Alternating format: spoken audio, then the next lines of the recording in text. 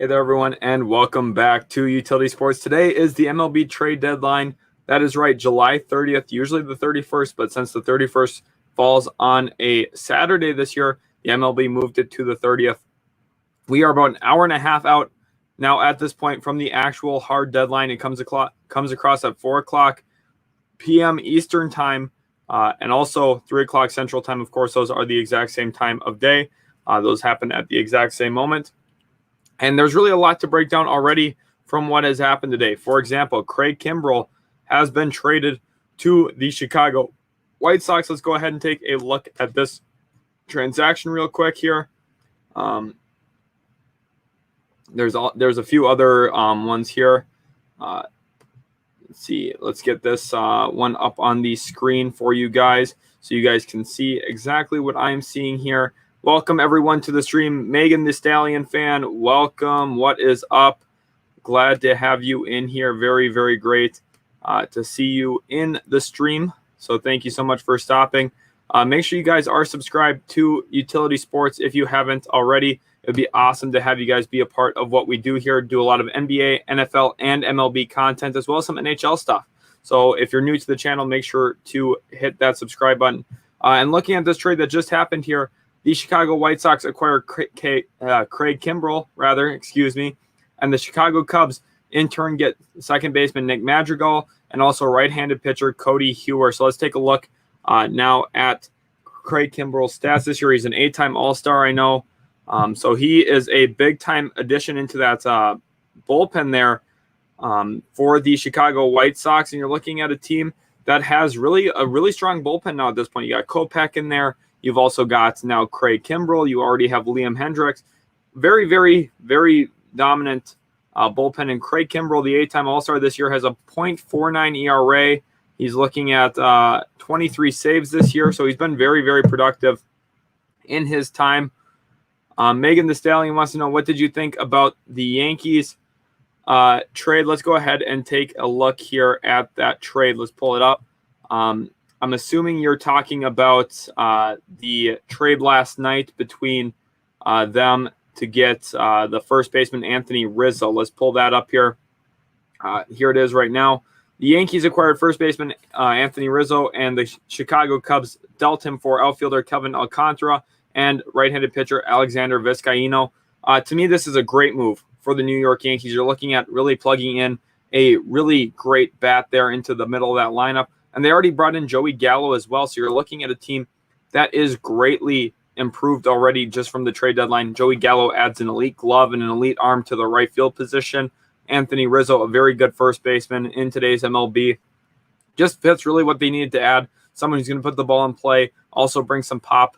The Yankees are going to hit the ball hard and far very often. I think Luke Voigt's a guy to watch to get traded today at some point. If not, he will get put into possibly a DFA situation, or they will try and put him on trade waivers and move him after the deadline still at this point. And also, Megan the Stallion fan wants to know, what about the Dodgers trade? I am sure you're talking here about the massive, massive deal for both Max Scherzer and Trey Turner. Let's break this down here. So the Dodgers, like I just said, acquire Max Scherzer and Trey Turner, and in turn, the Washington Nationals get back the top two prospects in the Dodgers farm system in Keibert Ruiz, a catcher, and right-handed pitcher Josiah Gray, as well as adding in two other prospects, Donovan Casey, an outfielder, and Gerardo Carrillo, who is a right-handed pitcher. So you're looking at a very interesting deal. It is not very often that two All-Stars get dealt in one package.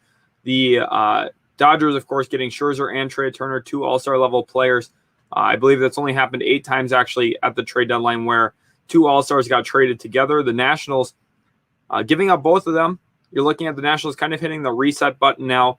This is an A-plus trade for the LA Dodgers. They're currently not first in the NL West. The San Francisco Giants lead actually the MLB in win-loss record this year. So they've been really, really good all year long, but the Dodgers are looking to catch them. And I also think this actually spells the end of Trevor Bauer's stint with the Los Angeles Dodgers. It sounds like that situation is not good. It sounds like the Dodgers do not want him to return, actually, especially a lot of Dodgers players. So the addition of Max Scherzer kind of makes Trevor Bauer somewhat expendable.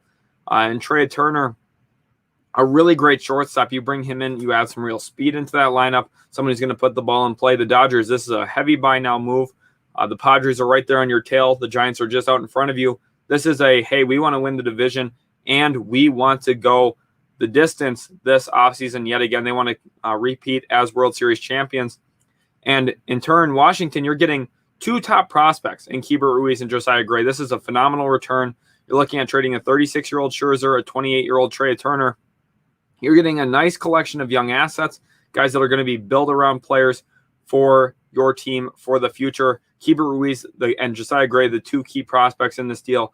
For the Nationals, I would give this about an A- trade. Of course, you're giving up two all-star players, but you got some really, really nice young prospects back that if the development and potential is reached for those two, you're looking at really good build-around pieces. And again, for the Dodgers, just an A+ trade here. You're trying to win the division and trying to win the World Series. Makes a lot of sense here. Troy Daniel II says, Utility Sports, new to the channel live stream. Duvall headed back home is amazing. And what about Eddie Rosario? So he wants to hear my thoughts on the Eddie Rosario deal that just went down today. Let's go ahead and scroll back up here. Real quick to this Jose Barrios trade and the Minnesota Twins getting Austin Martin and Simeon Woods Richardson. A phenomenal trade for Minnesota. I think that was a heavy overpay by the Toronto Blue Jays. Here is the Adam Duvall trade, acquiring Alex Jackson back for Miami. I think that this is a really good move for the Atlanta Braves. And here's the other one. Atlanta gets outfielder Eddie Rosario and gives up infielder Pablo Sandoval. Sandoval this year mostly functioning as a pinch hitter. Very, very strong move here then for the Atlanta Braves, because just a few years ago, Eddie Rosario was an all-star level player, provides a pretty consistent bat to your outfield, probably going to play him at left field. And since the Ronald Acuna Jr. injury, the Braves have needed some outfielding help. There's no denying that. At this point, they just need a little bit more depth in the outfield, and they bring in a power bat in Adam Duvall and a fairly consistent bat in Eddie Rosario, someone who's going to put the ball in play, can also hit for average as well as some pop in his bat. He's going to hit about 20 home runs a year. Usually Eddie Rosario, I think, is one of the more underrated players in baseball, and I think it's a really, really good grab right now for the Atlanta Braves. Welcome, everybody, to the stream. Tony Daniel, hopefully you are enjoying the new live stream, that you're new to the channel. It would be awesome if you could hit that subscribe button for me. Megan the Stallion fan wants to know, what team do you think will be interested in Luke Voit? That's a great question. There are a few teams around the league that I think could have real interest. One of them being the Toronto Blue Jays. They've been big on buying all year long. However, they're in the AL East, so I don't know if it's likely that the New York Yankees would sell to them. Possibly the Milwaukee Brewers, another team to watch. They've been very, very active, sitting atop that NL Central division. They want to continue improving their margin there over other teams in that division like the Cincinnati Reds, and bringing a power bat to play first base would make some sense. Now, Voit, of course, usually DHs, so NL teams a little bit more tricky trying to find a fit there, but Milwaukee, I think, is one of those that makes sense, adding some power. They had it a few years back with Jesus Aguilar. He moved on to the Miami Marlins.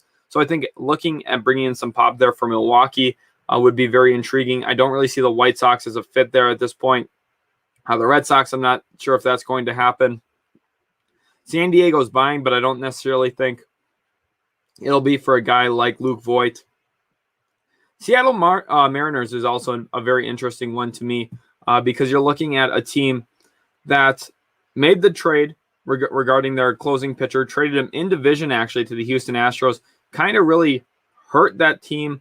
There was a big outburst from that locker room, of course, and then they were not happy with management. So management's kind of went out, tried to right some of their wrongs, brought in Diego Castillo from the Tampa Bay Rays here. We can see that deal now. They gave up JT Shargoy and also Austin Shenton. So the Rays make a move, get off of Diego Castillo. And I think that the Mariners make a lot of sense, trying to, maybe try and right their wrongs a little bit, bring in a power bat, of course. They could use that. I was thinking now, too, about Vogelbach being with Milwaukee, so maybe Voit doesn't necessarily fit as much there, but I still think that is a realistic landing spot at this point. Kansas City, of course, is selling for the most part.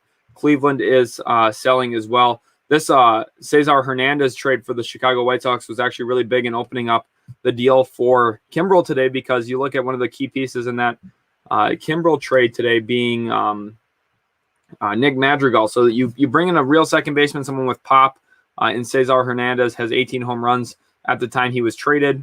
And then you're looking then at the White Sox moving their backup second baseman now in Madrigal to go get a deal for Craig Kimbrell. I think the White Sox are really positioning themselves well. They've been great all season long. They've got great pitching. They've got really good hitting, and you're looking at a team that just continues to take the right steps forward and improve this roster in every single area, specifically that bullpen. They've gotten so much better.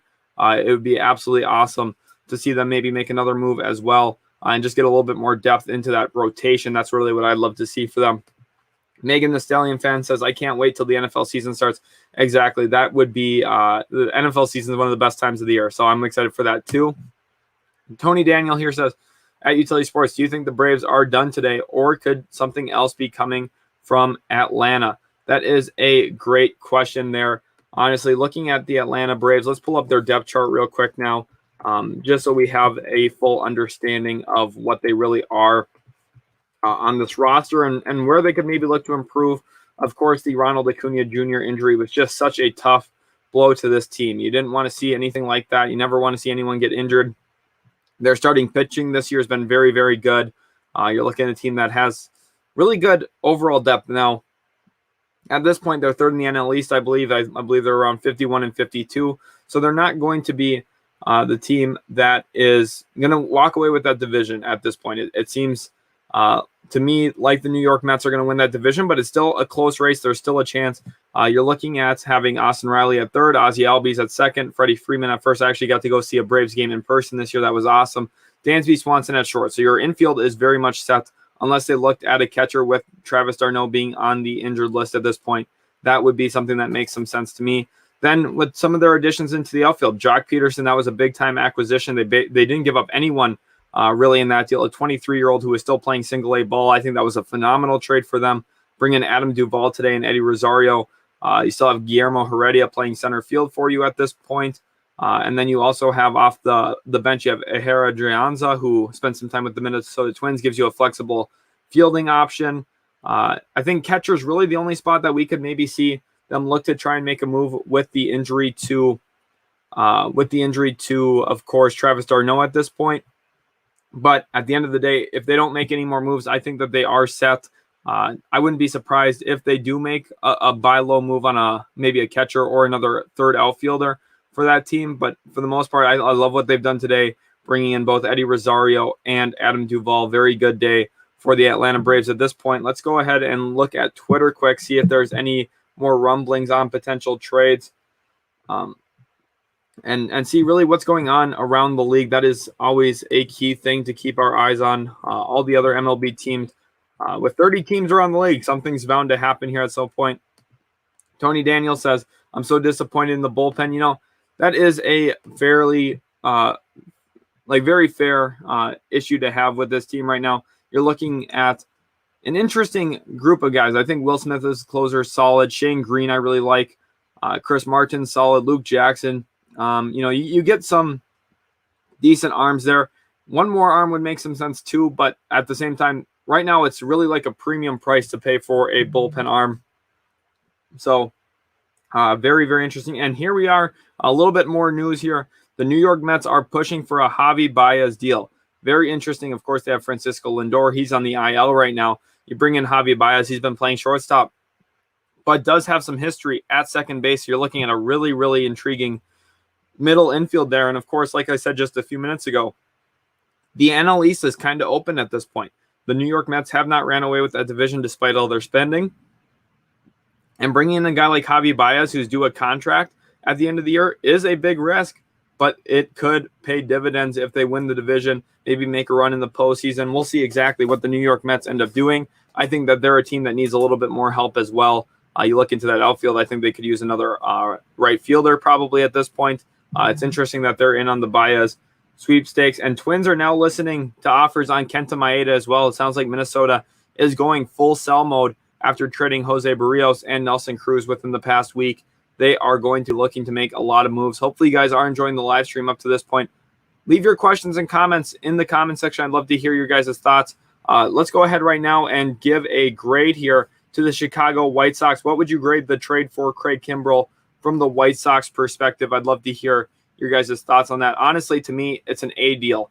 You're looking at bringing in an elite relief arm, someone who's going to really kind of complete this bullpen. The White Sox are trying to compete for a World Series, and honestly, I think that they have the team that could get to the World Series. They are very, very solid from top to bottom. They've got nice hitting. They've got really, really good bullpen arms now at this point, and they've also got a very deep rotation.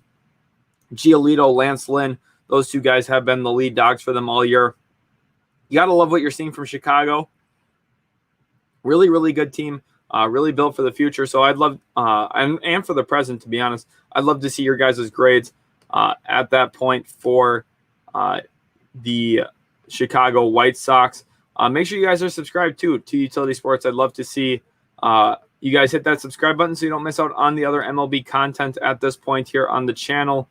And just taking a look around the league too. Another team to watch for maybe some buy situations would be for some sell situations would possibly be the Pittsburgh Pirates. They've been in the process of selling throughout this week already. Adam Frazier being one of the big names that they've moved on from, a few others as well. And I think that they're going to be a team very active here this next hour and 15 minutes until the trade deadline is reached. We'll be going a little bit past the trade deadline to make sure that we get all the news and rumors out to you guys about all the possible happenings around the league. Let's see here. Okay, so Tony Daniel says Utility Sports White Sox deal A- grade for them. I like that a lot. Jay Anderson Jr., welcome to the stream. Really, really glad to have you in here. You tune into like almost all the streams, honestly, so it's really great having your support, Jay. Who did the Tigers get? You want to know. So let's go ahead and look down. Detroit here for Daniel Norris in the Milwaukee trade got Reese Olson, a right-handed pitcher. So a pretty solid deal there for them. Daniel Norris, I don't think really fit into their long-term future. So I think that making that kind of move makes a lot of sense. We'll also scroll down. I think that Detroit was involved in another trade a few days ago, if I am remembering correctly. There's so much going on in the sports world right now that it's hard for me to juggle it all. I'm trying my best here. This, of course, was the deal I was alluding to earlier with Seattle and Houston trading Kendall Graveman. This kind of deflated Seattle a little bit, and they've been making some buy moves ever since. Let's keep looking here. If Detroit made another move, and yes, here is the other part of the deal, Chase. I know you're not happy with the Tampa Bay Rays right now, saying gets Cruz, falls asleep. Yeah, he made a good trade. Really good trade here for Nelson Cruz, in my opinion. They needed that bat into the lineup. The Tampa Bay Rays, don't expect them to be silent all day. I think that there's one more small move coming, trying to look for probably an arm for that bullpen or rotation. They've made some moves with the pitching, and it looks like they're trying to maybe make some changes to that rotation, that bullpen, leading up to playoff baseball. Right now, they're just a little bit back in the division behind the Red Sox, and I think that there is definitely the potential for them to end up winning the AL East at this point. Another guy to watch here today is Trevor Story. He is the key piece out on the market now that Trey Turner is gone. Also, you look at Javi Baez as one of the key players on the market, as well as Kris Bryant. Those are really the top candidates at this point to get traded as big-time players, big-time difference makers at the MLB level. Those are the top options now. Let's see here if we can load some of the new comments here. It doesn't look like it's doing it. All right, here we go. Silverman, rather, it says Chase. Yep. Okay. Great. So then let's go back here. Make sure you guys are subscribed to Utility Sports. If you haven't already, it'd be awesome to have your guys' support. We just hit 3,500 subscribers last night, so it'd be really awesome. You guys have been killing it with the support. It means so much. Also, smash that like button on today's live stream. Just lets me know that you're appreciating the time and effort we put in to the channel here at Utility Sports. There's so much that goes on behind the scenes that you guys don't necessarily see with us preparing for stuff, spending a lot of time researching, making sure we are prepared to bring the best content to you during the days like today, where it's the MLB trade deadline. This is the most important day of the MLB year in a lot of ways, because you're looking at teams making some of those moves to try and position themselves for a run at the World Series. Like, look at last year with the Tampa Bay Rays bringing in Brett Phillips, a smaller type of deal, someone who, maybe didn't really factor into a lot of teams' minds. He hits a clutch hit in the World Series, ends up winning them a World Series game. Now, of course, they didn't win the series, but even a trade like a guy for Brett Phillips can shift series. It can shift games, and it is really important for each and every team trying to position themselves down the stretch of the season that they go out and make some really, really key moves for other MLB teams. Let's go back to Twitter here. I'm going to go here on this point. Let's go pull up Jeff Passan and see what he is saying at this point. I also got notifications coming in on my phone, so if I'm ever looking down at my phone, it is because I'm trying to keep up with all the news. Yeah, okay, so Interestingly enough here, executives seem to be complaining that everyone's prices are too high to facilitate trades after the Barrios deal. That kind of set a new ceiling on trades. The Toronto Blue Jays, that's a trade I want to talk about mostly here, about the deal with the Toronto Blue Jays. At this point, you're looking at, let me go ahead and pull that up on screen for you guys here too, so you can exactly see the deal. We did make a video on the channel about this today, a live reaction as it came in. And here really is the deal. It was the first trade of the day. The Toronto Blue Jays kind of opened the floodgates, bringing in right-handed pitcher Jose Barrios from the Minnesota Twins. He has a 3.48 ERA this year. He's been very, very good with the Minnesota Twins in his career. He's still very young, has a year and a half left on his contract. And in turn, the Minnesota Twins got shortstop / outfielder Austin Martin, a former top pick. I believe it was 2 drafts ago, not just this past draft that happened about a few weeks ago, but the draft before that. And they also got right-handed pitcher Simeon Woods Richardson, who has pitched a little bit already in the majors. Baez traded. Austin brings in the news saying that Baez has been traded. Let me see. All right, let me get that pulled up here. Thank you, Austin, for sharing that with me. Let's go ahead and share the screen to Twitter here because that is breaking news here. Baez getting dealt to the New York Mets, it sounds like. Let's pull up Jeff Passan here and hit refresh on this. Let's make sure we get that pulled up for you guys. Wow, this is absolutely bonkers what is going on during the MLB trade deadline season here. Jeff Passan bringing a lot of the news. I'm glad you guys are here to hear it. Also, another deal that just went down, the Oakland A's. But let's stop and talk about this New York Mets deal. The New York Mets are finalizing a trade to acquire shortstop Javi Baez from the Chicago Cubs. Sources tell ESPN deal is pending medical. So El Mago is on the move to the New York Mets. Crazy, crazy, crazy deal. Right now, give me your instant reaction to the New York Mets acquiring Javi Baez. One thing that really makes sense about this, like I said earlier, he can play that shortstop position. He'll fill in at that position while Francisco Lindor is on the IL. But then once Lindor is back, you transition Baez back over to second base. And you're looking at a very, very intriguing roster. The Mets have been big-time buyers, and they do it yet again here. Let's pull up the New York Mets depth chart as well at this point. Crazy, crazy deal going on as the New York Mets make a big-time buy on Javier Baez, who's going to be a free agent this next season. Absolutely incredible what is going on. Let's go ahead and pull this up for you guys. I want to share the screen with you guys yet again. Let's get it over to this other tab here for you guys, the New York Mets depth chart. And let's take a look at how Javier Baez fits in here. And this is exactly what I was talking about. So, of course, the rotation's great here. You're looking at a team that already bought Rich Hill from the Tampa Bay Rays this deadline season. They have Taijuan Walker, who was a first-time All-Star. DeGrom, one of the best pitchers in baseball, if not the best pitcher in baseball. Marcus Stroman, of course, we know what he's been throughout his career. They've got a nice young bullpen as well. You're looking at Trevor May, Miguel Castro being two of the better ones there. Seth Lugo, of course, we know what he brings as well.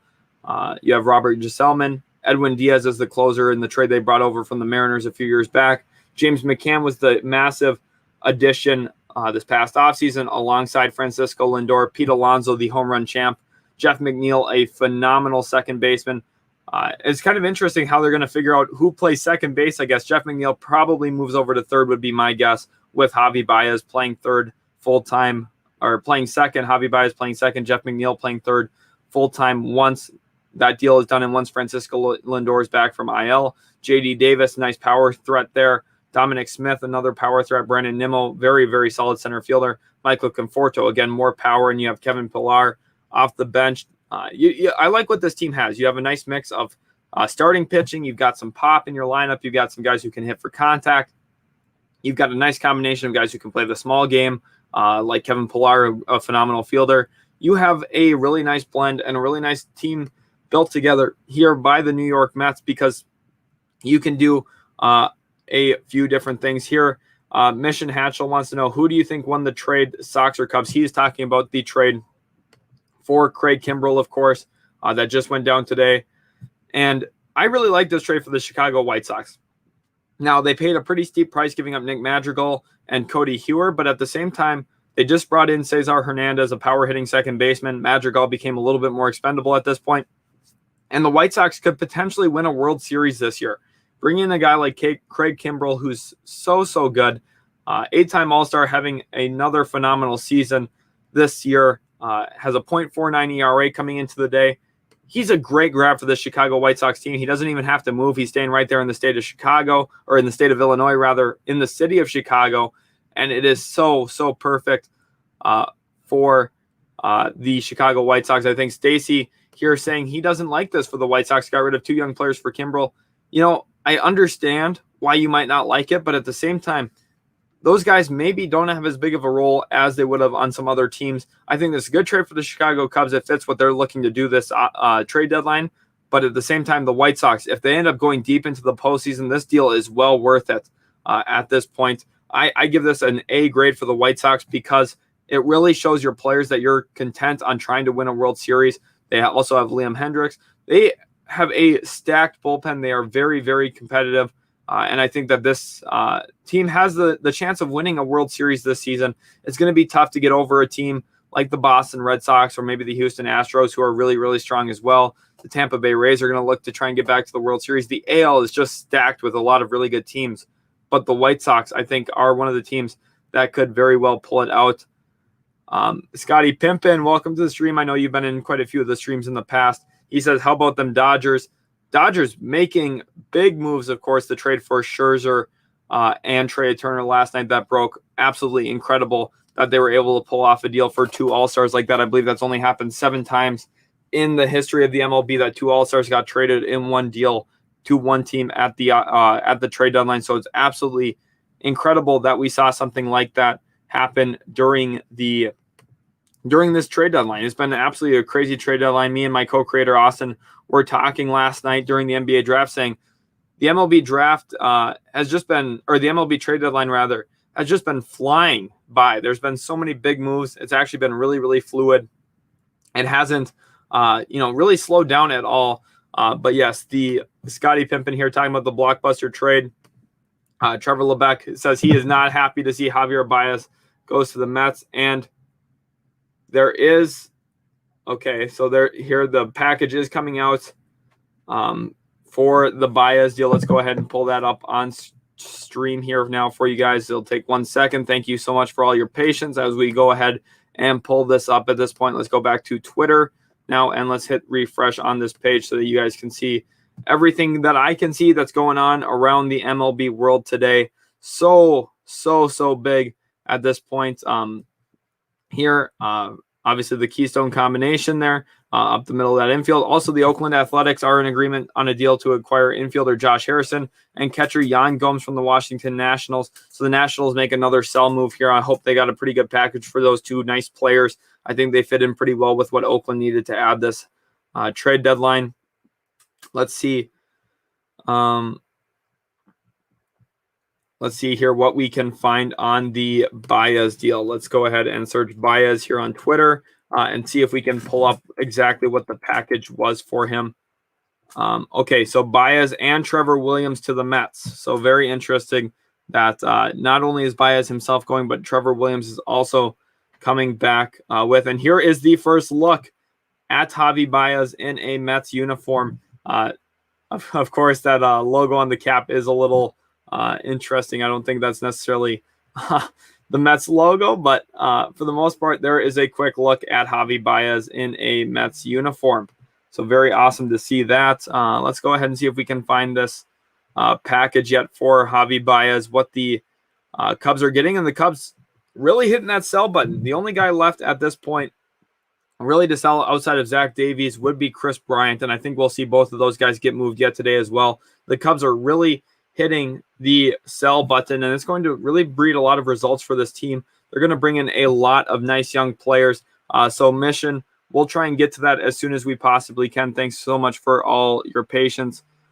Scotty Pimpin says Scherzer's 37, though. That's why Trey Turner was thrown in. I don't think Turner was thrown in. I think he was actually a key part of that deal, but I think Scherzer was the biggest part of that deal. I honestly think Scherzer was. He's having another great season. In the last 7 years, he's had a sub-3 ERA pretty much almost every single season. And if you're the team like the LA Dodgers, and a division rival in the San Diego Padres has interest in grabbing Max Scherzer, and there's potential you'd have to face him in a wild card game, yeah, you would not want to have that matchup. Going out and getting him is a key part of that deal. Anthony Rizzo to the Yankees. Yep, that was a deal that went down last night. Absolutely crazy. Yankees are stepping up. Yep, the Cubs are doing a very good job. Carlos Gode, welcome to the stream. He says, good work. Glad you are enjoying. Make sure you guys hit that subscribe button if you are new. I know a lot of you have spent time in our live streams before, so I'm sure a lot of you are subscribed. But if you're not, we'd love to have you be a part of what we do here at Utility Sports, trying to build up a collaborative platform here on the channel. And now let's go back to Twitter and see if we can find anything on the Baez compensation yet at this point. Like in baseball, there's always a little bit of question marks about who's going where and players to be named later and everything. So sometimes it doesn't come out right away. We'll see if we're able to figure that out, though. Let's go ahead and look back at Jeff Passan's account and see. Oh, we click Sports Center on accident. Let's go ahead here to Jeff Passan and see if he's saying anything else. It does not look like he is. We'll hit the refresh button one time to see. Okay, so we have a trade here. Austin reports about Kyle Gibson and Kennedy to the Phillies. Let me see if I can find that as well. Wow, big day in the MLB world, because that is absolutely crazy. Now, okay, so we got Kyle Gibson here. Austin, if you could let me know where you saw that. Oh, whoa, okay. Okay, this is just speculation. I was like, oh my goodness. Okay, here we go. This is per Ken Rosenthal. Great. So he's another great guy to be keeping our eye on here. Ian Kennedy and Kyle Gibson from the Rangers to the Philadelphia Phillies. Like I said, that NL East is going to be active today. That division, they feel like it's wide open. The Phillies, even with the Mets going out and making a move for Javi Baez, feel like they can come back in that division. They're just above 500, and I think they're a team very interested in trying to steal that division away down the stretch. Chase says Bryant to the Rays or Giants at this point. I think it's going to be the San Francisco Giants. You're looking at the Tampa Bay Rays. Historically, just don't make a ton of big moves for star players. I was actually kind of surprised that they pulled the trigger on the Nelson Cruz deal, even though I thought that was the obvious landing spot for him based off of team need and kind of fit how he could slide in as a DH there in Tampa. I would just be surprised if they'd make two of those level moves in one trade deadline, just because, like you said earlier, they kind of have a tendency to make that move and then just kind of rest on it a little bit. And I think the Giants at this point, leading the MLB in wins, number one team in baseball right now, they have to, kind of sell the message that, hey, we're here to stay. The Dodgers have been active. The Padres are looking to be active. We want to be active too. We want to improve our team, and Kris Bryant is a really great way for them to do that. Trevor Lebeck says, as a Cubs fan, I'm sad our only hope is Wilson Contreras. Hey, you're getting really, really good young prospects back this trade deadline. Now, your team's probably not going to be very good the next few days and the next few years, but down the road, this trade deadline could really set up you building your franchise for a long, long time. You should be very excited about some of the moves the Cubs are making, and really the fact that they found the identity that, hey, some of these guys just aren't working. We're not going to be winning a lot of games right now. Selling is the best thing that they can do, and they're doing it at a very good rate. Mission Hatchell says, do you think the Cubs are going to get a top 5 prospect in the organization? For Kris Bryant, no, I don't think so. For Javi Baez, yes, I would assume that they do. At least a top 5 from the New York Mets, because the Mets farm system is not extremely deep at this point. So I would assume that they would have to get a top 5 prospect from the New York Mets in a deal for Javi Baez. But for Kris Bryant, I think it'll be a top 10 prospect, not a top 5 if he gets traded today. We are just a little bit less than an hour out from the trade deadline, so expect more news. Hit that like button on the live stream today if you are enjoying it. Trevor Lebeck thinks the Rays are going to get Kris Bryant. That would be awesome to see if they do, honestly. I myself am a Rays fan, so I would love to see Kris Bryant come to town, but at this point, I don't necessarily think that's what's going to happen. I'm also trying to get some more news here throughout this process to make sure I'm bringing everything for you guys. The A's acquire Josh Harrison and Yan Gomes from the Nationals, like I talked about earlier. Scotty Pimpin says Padres always make a splash at the last second. Probably, honestly. I would think with what the Dodgers did last night for Scherzer and Trey Turner, the Padres are going to be very interested in trying to add in more talent onto that roster to try and take that NL West. Yet at this point, that is such a competitive division this season.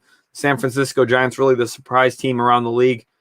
Just been pitching so great. They're starting pitching. Austin and I have talked about it so much about how good they've been playing this year.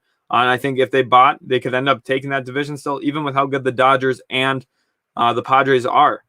Yep, Trevor Lebeck, Craig Kimbrell to the White Sox. We talked about that a little bit already. Blanksy says bias to the Mets. Yep, we have been talking about that quite a bit here.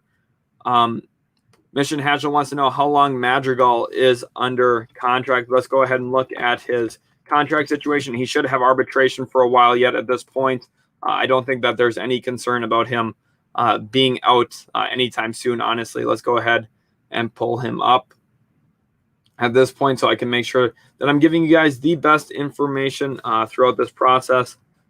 Let's go to Nick Madrigal. If I can find him. Not finding everything that I need to on Nick Madrigal yet at this point, but my assumption is he would be so he's on a 1 year $584,000 deal right now, but they're going to own rights on him. So Mission, you don't have to really worry about him going anywhere. Noah for NorCal says Kris Bryant to the White Sox. I would think no. I don't think that Kris Bryant is going to go to the Chicago White Sox, especially since the Cubs and White Sox just worked out a deal. I'm sure they discussed Kris Bryant in there, but I think that settling on a deal for simply at this point, Craig Kimbrell kind of made sense mostly for the White Sox, and they probably didn't want to have to pay that extra premium price for Kris Bryant onto their team. Scotty Pimpin says Dodgers can use a little more bullpen help. Yes, they can. And pretty much every single team in the league can use more bullpen help, honestly. That's one of the biggest buy situations usually at the trade deadline. A lot of teams are usually looking for someone that can come in, be a 7th, 8th inning, 9th inning type of guy for them. Throughout the season, you have a whole bunch of guys, who you use 6th, 7th inning that kind of get washed out by the time playoffs come. When the playoffs come, you shorten up your bullpen, you shorten up your rotation, just like you do in the NBA.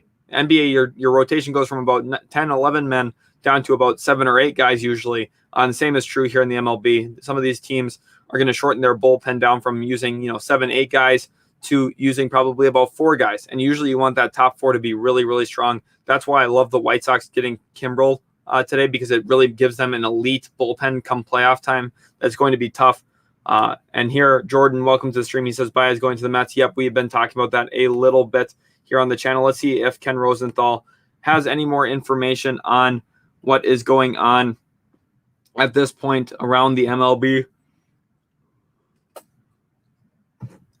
Like Austin said earlier, we have so Spencer Howard is going to the Rangers in the deal for Kyle Gibson. He'll be joined by 2 other prospects going from Philadelphia. This is from Jeff Passan. Let me pull that up for you guys.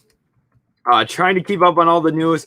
Just an absolutely crazy day with everything going on around the MLB. Last night was crazy with the NBA draft. So it's just been a nuts 24 hours here on the channel. Hopefully you guys have been enjoying the content we've been posting. Here is Jeff Passan saying Spencer Howard is going to the Rangers in the deal for Kyle Gibson and Ian Kennedy.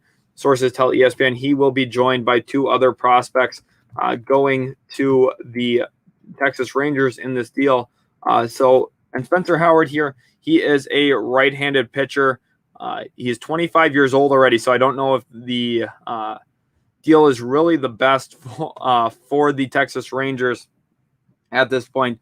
He has pitched in what I believe to be, he's pitched in 17 games so far in his career, has a career ERA now at this point of, let me see if I can find it, a career ERA of 5.81. So he's functioned a little bit as a starter, has 13 starts in those 18 appearances, also functioned a little bit as a reliever.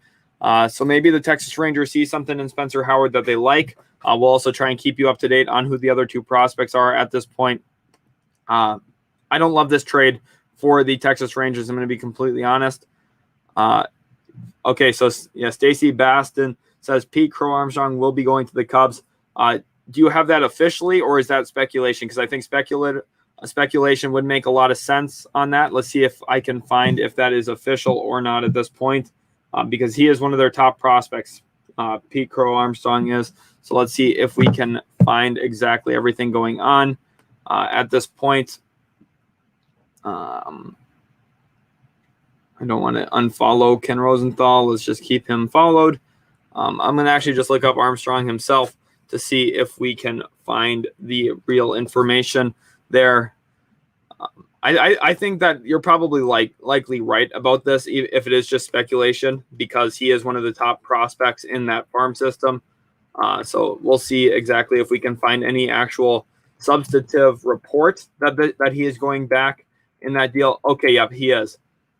Top 5, just like I said, you'd probably find a top 5 prospect from the New York Mets in this deal. Like we just had gotten asked earlier, Pete Crow Armstrong headed to the Cubs, was the Mets' 5th best prospect. I'll be interested to see where he ranks in the Cubs farm system, especially at the end of the day when we see where he goes. Here is a swing from Armstrong. You see him a little bit more of a slim center fielder, brings some good speed and mobility. So this will be an interesting grab here for the Chicago Cubs. Okay, so here's some more report coming off huge surgery, and we've been sitting behind Brandon Nemo. Okay, so Mets fans trying to say that it's not a big deal that they gave up a top 6 prospect in their farm system. I do think it is actually a big deal. That is a very good prospect to be giving up. But he did have surgery earlier this season, out for the year. But he was very highly ranked, and the Mets are, kind of going in right now with this Javier Baez move. Stacy Basson, thank you so much for sharing that with the stream as well. It really makes my job a lot easier if you guys are helping bring some of the information as we go. Okay, so we have another trade.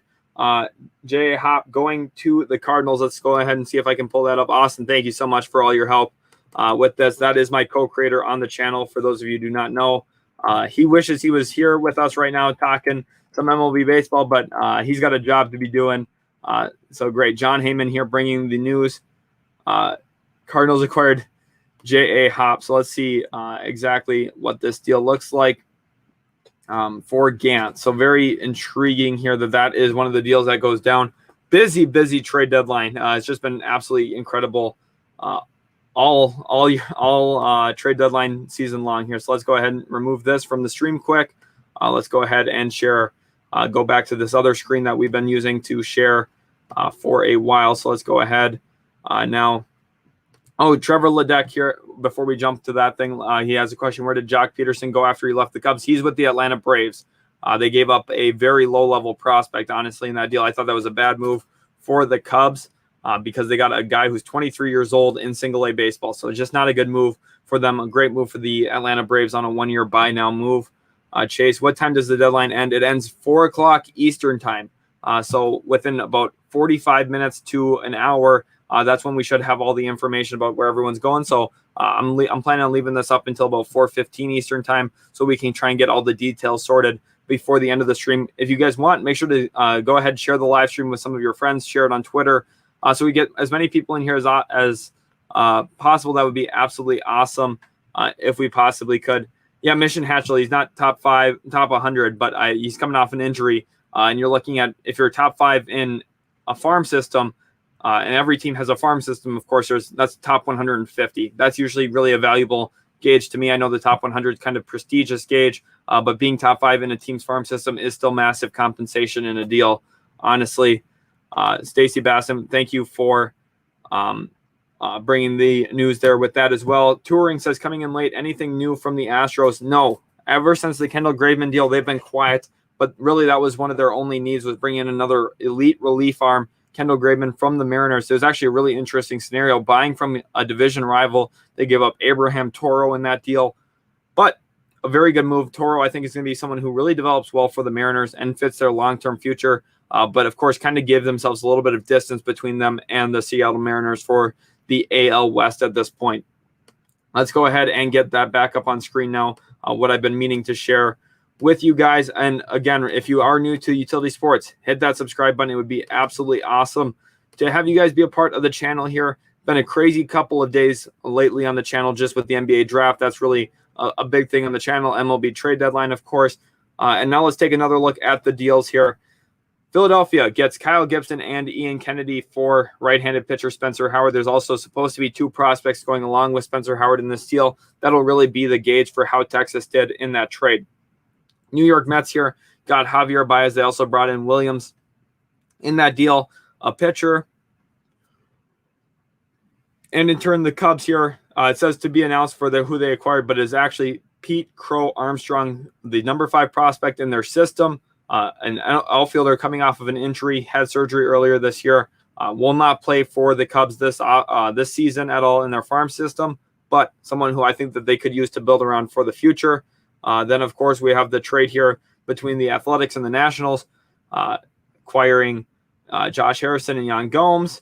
I think this website is having a little bit of issues too. CBS Sports getting some of their information wrong, honestly. That's why you guys are here with us at Utility Sports, trying to do the best we can. Stacy Basson wants to know, does anyone know if the Scherzer trade was successful?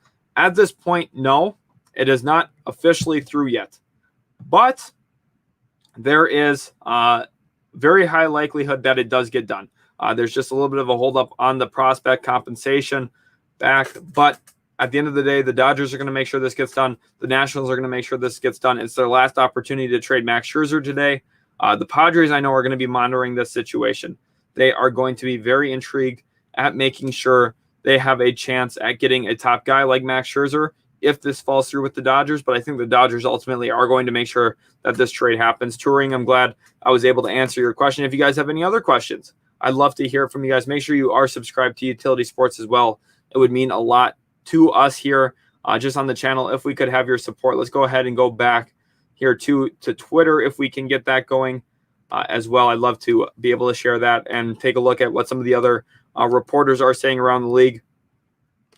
Here, Joanne Wortham has a question.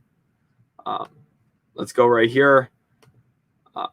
She says, do you know about Kris Bryant from Cubs trade? Let's go ahead and look up Kris Bryant right now, actually, on this deal. Oh, okay. There's a rumor here now. Okay, so wow. Scherzer Turner mega deal is getting done. The details are being worked out, and they will be on their way for 4 prospects. So I think they are the 4 prospects we discussed earlier on in the episode. The 2 key ones being Josiah Gray and Keibert Ruiz, the catcher. Josiah Gray, a right-handed pitcher. Top 2 prospects in the Dodgers farm system. Massive compensation for the Washington Nationals for 2 all-star level players, exactly like what you would expect. We'll see now. So the Rays, earlier we're talking to the Cubs about Bryant and Kimbrel. Of course, Kimbrel now with the White Sox. He's out of the trade market. Kris Bryant, though, is still with the Cubs. Could be a potential target. This is a really funny picture here. This picture of Kris Bryant is tough to look at. Yeah, it's basically him all by himself there right now in Chicago.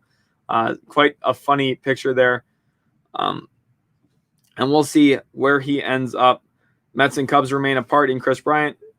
Perhaps Baez is more likely. John Heyman was on it there. John Heyman did end up breaking the news that Javi Baez was going to the New York Mets. Oh, my gosh. Oh, this is not real. This is not the real Jeff Passan. I just got tricked on stream. Everyone caught me in 4K right there getting tricked by a fake Twitter account. Wow, I got absolutely trolled right there. San Francisco Giants and Kris Bryant are one pairing to watch in the next hour, reports John Morosi. That's what I talked about earlier. I think they're the most likely team to land him. Kris Bryant, a phenomenal player. Baez to the Mets. Nico Horner moves over to shortstop, they're saying. Okay, interesting thoughts there. Chicago Cubs, very, very interesting. We'll see exactly where everybody ends up or not at this point. Chase here, or actually Mission Hatchell says, are the Cubs going to get someone in the top 100 for Bryant, you think? No, I don't think someone necessarily in the top 100. Probably a guy who, if there was a top 150, probably in there again. Now, you're looking at a guy who's probably going to be maybe the 7th or 8th prospect from an MLB farm system is my assumption for Kris Bryant. You know, he's had a really good career. Historically has been great, was a top prospect when he came into the league. And he's been a big name for quite some time. But I don't necessarily know if I see him getting traded for a full-on top 100 guy. Maybe, something that I think would be really interesting for the Chicago Cubs, despite having Wilson Contreras still, is a move with the San Francisco Giants and trying to find a way to pull Joey Bart back in that deal. The Giants have made him available in some trade talks. I know Austin was letting me know about that. We talk a lot of baseball off stream as well. And Joey Bart would be a really good grab for the Chicago Cubs. He would be someone I would be very interesting. This is funny. Chase Bob Nightingale fell for a fake account saying Kris Bryant to the Yanks. LOL, that's funny because that's literally what I just did on the stream here as that happened. So that's really funny that you said that because I was falling for it too. I clicked onto it. The little check mark, the fake check mark sold me for a second. But yeah, for Kris Bryant, I don't think a top 100 prospect is necessarily what it's going to be. But I could see a guy who would be in the top 150 and then maybe another mid-level prospect, someone who would probably rank about 18th on a farm system, somewhere around there, 15 to 18 range, in addition to someone who's maybe a top 10 guy in the farm system as well. And that's pretty good compensation. You're looking at the Cubs. Not only do you need to get some top-end prospects, but you also need to get prospects that fill some depth for you. You want to build a complete team. Right now, that's the issue with the Cubs. You have a lot of stars, but the rest of the team just isn't very complete. You know, when you have guys to the level of Javi Baez, Kris Bryant, you also have Anthony Rizzo, you have Craig Kimbrell this year, you would think you're a winning team with that level of talent, but they just haven't been because they didn't have the depth around those guys. I think as they build this up, they should look to try and bring in some depth as well as some star pieces. And I think so far they're off to a really good start in those areas. Looking back now at the trade deadline, I believe this is the screen I have shared with you here. Let's refresh this, see if there's anything new going on. We are just 40 minutes away from the trade deadline. Again, the Cardinals trade for J.A. Happ. They also are giving back to the Twins here another sell for the Twins. They don't have it on here quite yet, but it is at this point right-handed pitcher John Gant and also left-handed pitcher Evan Sisk. So I think the Minnesota Twins are going to be a team to watch down the last 40 minutes here as well. You can probably see someone like Kenta Maeda get traded. He'll be a key name to watch from the Minnesota Twins perspective because they're looking at trying to find ways to move on from some of the players that they have under contract. Josh Donaldson, a name to watch. Of course, 2 off seasons ago, they signed him to a big deal. Maybe they're looking and saying, do we trade our older third baseman, try and get some prospects back, and really go for the rebuild here? Okay, so we do have news now. Yeah, Stacey Basson, great point here with Byron Buxton as well. He's the key guy to watch. He's one of the best players, honestly, in baseball. Somewhat of a 5-tool prospect, one of the best fielders in the league, one of the fastest players in the league. He's really been hitting with power the last 2 years, and his average is starting to climb a little bit over these past 2 years as well. I think that's really his swing situation is if he's hitting the ball well, that means he's actually putting in play more frequently. And when he's struggling to put the ball in play. But we do have something to pull up here regarding the trade for the Athletics and Nationals. So let's go ahead here to Ken Rosenthal quickly so we can get the information out for that trade. Coming to the Nationals from the Athletics for Yan Gomes and Josh Harrison, it is Drew Milas, Seth Schumann, and Richard Gouache. So let's go ahead and pull up Athletics farm system top 30 and see if we can find where some of these guys are. Let's go into the Athletics top prospects. This is their top 30 by team. I will just read out to you where they are. I'm not going to end up switching the thing, but so far none of these guys from Milas, Schumann, and Gouache are in the top 30. Okay, so not phenomenal, or not in the top 10 rather. Sorry, let me correct myself there when I say that. We're looking for Gouache. Okay, Milas is a catcher. He is in high A ball at this point. He's 23 years old. He ranks 28th in their farm system. That looks like the top guy that they got back in this trade. The Athletics have a strong farm system at this point, and it doesn't look like they had to give up too much to get this deal done. Very, very strong trade here now for the Washington, or not for the Washington Nationals, but for the Oakland Athletics, getting some help without having to give up too much. Scotty Zobel says, what do you think the Mets going to do with having 2 superstar shortstops? Well, they're going to play one of them at second base. They're going to play probably Javier Baez at second base because I think Lindor, they brought him in with the assumption he's going to be their long-term shortstop. And then they brought Javi Baez in with the idea that, oh, hey, we already have Lindor. Let's add another talented middle infielder. And I really like that addition for them. It's interesting. Jeff McNeil probably moves over to third base full time, I would assume. And you're looking at a really, really great young infield with Pete Alonso, Javi Baez, Francisco Lindor, and Jeff McNeil. Mission Hatchell says Bryant to the Giants. Okay, is that actually done? I have not seen that myself yet. But that's where I thought was going. That's where I thought he was going to go. Let's go ahead back onto Twitter here and look up Kris Bryant and see if we have any news on Kris Bryant actually getting dealt. The Yankees have been very busy this deadline. I think the Rays are a team that needs to be a little bit more busy. We'll see if we can find. Here's the fake tweet again. Let's see now. The San Francisco Giants and Kris Bryant are one pairing to watch. We talked about that a little bit earlier on in the episode at the top of the show. It does seem like Kris Bryant will not play another game with the Chicago Cubs. I feel very confident in that. Cubs versus Nationals. Max Scherzer, Trey Turner, Daniel Hudson, Kyle Schwarber, Anthony Rizzo, Andrew Chafin, Craig Kimbrell, Kris Bryant, Ryan Tepera, and Jock Peterson sold separately. That is a hilarious tweet. I got to leave a like on that. That is very, very comical, honestly. But let's go back and see if we can find anything on Kris Bryant, because at this point, I don't see anything surrounding Kris Bryant. I don't know if he is going to be on the move at this point yet or not. I would think he is, but it's just kind of a matter of to who and when more so than if. But I just don't see a deal actually at this point for Kris Bryant. I'm continuing to watch. Per Jeff Passan, Mitchell says, okay, let's go ahead and look up Jeff Passan. I don't think that I haven't seen that yet. So let's see. Jeff Passan here. I did not say what people are saying. I said it's a fake account. Do not pay. See, there's nothing yet on Kris Bryant at this point. According to Jeff Passan, there's nothing on there yet.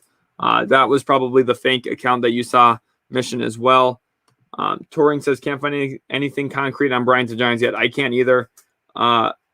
Chase wants Bryant to Tampa Bay. I do too. I'm a Tampa Bay Rays fan, Chase. I would love to see him land in Tampa. But at this point, I'm not sure if it's the most likely thing, just given the fact that they've already bought once this deadline. They don't tend to buy a lot. Stacy Basson saying, me neither, to finding anything concrete on Bryant. I just don't think there is anything concrete really yet at this point, honestly. Make sure you guys are subscribed here at Utility Sports. It would be absolutely awesome if you guys could. But let's go back to Scotty here and his question about what do you think the Mets are going to do with having two superstar shortstops? That's a good problem to have. Let's start there. Having two superstar shortstops is a good problem. You want to have as much talent as you can at all times in every single sport. Talent is a really, really good thing to have, and the Mets have two of the best in the league at shortstop in Lindor and Javi Baez. Now, I know Lindor struggled a little bit this year. He's on the IL right now. But if you're looking at the Mets, very, very strong situation for them. You have to look at how they're going to be able to retain Javi Baez. He is a free agent. Very possible that we could see him leave the New York Mets as well. So there is a little bit of risk involved. You give up a top 5 prospect in your farm system. There's no contract done for him yet at this point. There is a risk. That's why I think there's a trade market a little bit slower around Byron Buxton, because he is a free agent at the end of the year. It's, you have to kind of take a little bit of that risk reward into play, because you're going to be looking at a team that, in the Mets, they've already spent so much money in free agency. McCann, Lindor specifically, you're going to have to commit a pretty big contract to Javier Baez as well. He is worth that contract. I expect them to get a deal done. Steve Cohen, of course, has a ton of money in the bank, so he'll be willing to spend to try and win. But at the end of the day, it is a massive contract that they will have to be looking to hand out. Stacy Baston again asking, where do you think Luke Voit will go if he is traded? Again, that's tough to me. I think looking around the league, there's a few teams that do make some sense. Just based on who needs a lot of power. He was the home run champ last year in the AL, and I think there are some teams that could use his pop around the league. You're looking at teams, maybe like the Milwaukee Brewers. I know they have Vogelbach, but I think they could use another bat in that lineup. It becomes complicated though with these NL teams who don't have DH spots, obviously, because of the divide there. Okay, Passan tweeted again here. Let's see. Okay, interesting. But regardless, looking at this as well, some teams that could be in on Luke Voit. You're looking at maybe the Padres looking to add in a first baseman with power, especially Hosmer's on the trade market right now. I think the Padres, if they don't get anything else done today, could possibly see them try and acquire Luke Voit at this point. Also around the league, maybe a team kind of along the lines of Philadelphia. Again, he wouldn't end up having a starting spot there with them having Bohm, and also they have I'm blanking on his name now. You know who I'm talking about. The star corner infielder for them. Very, very good hitter. He would come off the bench, though, as a pinch hit option for them. That's kind of where I see some of his value lying, as a pinch hitter with real pop coming off the bench. Maybe a team like Boston, if they weren't in the division of the Yankees, would be interested in making that move. However, I just don't necessarily know. It's kind of like a drier market at this point for Luke Voit. Yes, touring, exactly. They are risky rentals, exactly. Byron Buxton, very risky because he's played so well this year. He's going to have a massive interest around the league this free agency. A lot of teams are going to be interested in bringing him in. So you're looking at someone who you could easily lose if you trade a top prospect for even. Chase here said, guess here is that Bryant doesn't end with Rays. Wasn't sure how that fit would work without Rays moving another regular. Payne, yeah. So I don't know where you're quoting that from, but again, I think that is very, very, very likely to be the case. I like I said at the top of the show, I think the Rays are a team that could really use Kris Bryant. However, it just doesn't fit their history, what they usually look to do in making more than one big move at a deadline. Usually they'll look for another little budget move here. They've been doing some of that with Diego Castillo getting traded and also Rich Hill getting dealt. They've been making some moves to the fine parts of their roster, but I don't see another big-time trade like a guy for Kris Bryant coming through the door for Tampa Bay. Stacy Baston here says, Giants Rockies continue to discuss Trevor Story per Anthony Franco of MLB trade rumors. Interesting. Giants talking about Trevor Story. Kind of surprising. Excuse me. I'm sorry, guys. Thank you. It's been a crazy last 24 hours. NBA trade or NBA draft, MLB trade deadline. Just kind of getting the most of me right now. But for the most part, it's surprising to me that the Giants would be looking at Trevor Story because Brandon Crawford's been playing such good baseball. He was an all-star again this year, a 3-time all-star in his career, one of the best fielders in the entire league. Trevor Story, of course, plays the same position. Now, is there room for them to coexist? Of course. Maybe Story plays a little bit of third base. He hasn't done that throughout his career, though. So it's interesting. I would be interested to see where they fit. Okay, Stacy Baston also says the Scherzer deal is done. So let's go ahead and go back here to Twitter at this point. And see exactly what we have here surrounding that part of the deal. So let's go here to Jeff Passan. You're reporting that Jeff Passan says it got done. So let's go ahead and refresh on his account. John Heyman. Okay, yep. So deal is all done and official now is what it looks like here. Awesome. That is really, really great to see. The Max Scherzer and Trey Turner to the Dodgers deal is done. Sources tell ESPN. Crazy deal. That is one of the craziest trades that we've seen in recent memory, honestly. Looking at exactly who they got in that deal, it's just insane. The LA Dodgers landed Scherzer and Trey Turner, and in turn, the Washington Nationals get the number 1 prospect from the Dodgers, Keibert Ruiz, the number 2 prospect from the Dodgers, Josiah Gray, right-handed pitcher, another prospect in outfielder Donovan Casey, and another pitcher, Gerardo Carrillo, another right-handed arm. So you're looking at the Nationals grabbing massive compensation through the trade here of Max Scherzer and Trey Turner. You're looking at 2 guys who, with the Nationals finally finding their identity of, hey, we're selling this time around, we're making this move. I like this a lot for the Washington Nationals. They needed to make some moves. Max Scherzer, the final year of his deal, and they got massive compensation for it. So you're looking at a very, very good situation. Let's go back around the league and see if we can find anything on Kris Bryant, because I think he is the player to watch. Still nothing necessarily looks like it's going on with Kris Bryant. It looks like that'll be a decision here coming up as we get closer to the trade deadline. Hearing Anthony Rizzo and Kris Bryant are heading to a big farm upstate. They can run. That's funny. It's obviously a Cubs fan there dealing with the sadness of losing some of his favorite players. Kris Bryant's 29 years old, can play 7 positions. He is very versatile, offers some versatility for a team. That's why I think he makes a lot more sense with the San Francisco Giants than a guy like Javier Baez does. So we'll keep up to date here on some of this. I will be back in just a quick 30 seconds here. So after this countdown, I will be right back.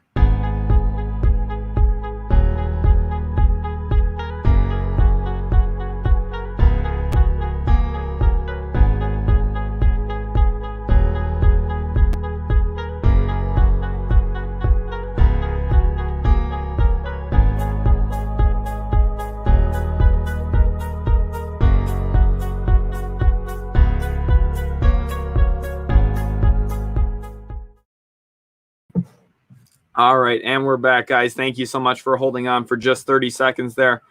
Stacy Baston says, Rangers acquiring Kevin Gowdy and Josh Gestner along with Spencer Howard in the Kyle Gibson and Ian Kennedy trade. Anthony Franco reports from MLB Trade Rumors. Okay, great. So thank you for that. Let's go ahead and look up Anthony Franco and see if we can get that information on the screen for you guys to see. Thank you so much. You've been such a help during the live stream, Stacy Basson. It's been really, really great having you in here helping along the way. So thank you so much for that. Let's go ahead and actually look up Kevin Gowdy, because I think that he'll pop up in this deal for us if the information is out on Twitter yet. Otherwise, oh yeah, okay, here we go. So Evan Grant reports this here now. Hearing Rangers are getting right-handed pitchers Kevin Gowdy and Josh Gestner in addition to Howard for the Gibson deal. Let's look up Kevin Gowdy age. As well as the deal here for the. So Kevin Gowdy's also 23 years old. Very interesting. And Josh Gestner, we'll look him up. His age. So Gowdy's 23. Josh Gestner currently is 21 years old. So you're looking at two somewhat older prospects who haven't been pitching at the highest level yet. Stacy Basson says she loves this live stream. That's absolutely awesome. Glad you are a part of it. If you guys all are enjoying what you're seeing, hit that like button. It lets me know that I'm doing a pretty decent job here at Utility Sports, trying to bring the best content for you guys, trying to be interactive. Mostly, that's the biggest thing about the live streams, is building a collaborative platform. B. Dan, welcome to the stream. Glad to have you in here. First time I've ever seen you in one of our live streams, so make sure you hit that subscribe button if you're new. Love to have you be a part. We do a lot of NBA, NFL, and MLB content, as well as some NHL stuff.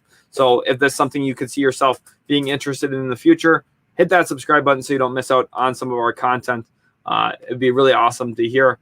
And let's go back to Twitter here and see if there's anything on Kris Bryant yet. I'm trying to refresh this as much as I can. He is the biggest name to watch at this point, I believe, in terms of realistically getting traded. Byron Buxton, I think that it's very possible that the Minnesota Twins just hold on to him. And there's something about this that I also wanted to talk about quickly. Stacy Basson says Texans also sending Hans Krause and Jim Salisbury reports. Okay, great. So thank you for bringing that information in.